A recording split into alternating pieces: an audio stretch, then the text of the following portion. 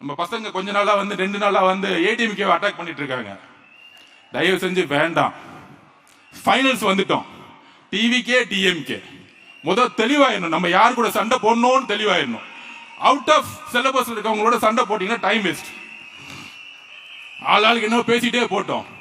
Only நம்ம target தலைவர் சொன்ன மாதிரி டிஎம்கே டிஎம்கே டிஎம்கே, வேற எந்த டார்கெட்டும் கிடையாது. நம்ம சும்மா போய் நம்ம சோசியல் மீடியா வாரியா சொல்லி அவங்களுக்கு பதில் கொடுத்துட்டு இவங்க பதில் கொடுத்துட்டு அவங்க ஒரு 4 வருஷமா காணோம், எங்க இருக்காங்கன்னே தெரியல, சோசியல் மீடியால எங்க இருக்காங்கன்னே தெரியல. நம்ம பதில் கொடுத்து தேவையில்லாம எதுக்கு லைம் லைட் கொண்டு வரணும்? ஏடிஎம்கே ஆல்ரெடி காணா போயிடுச்சு.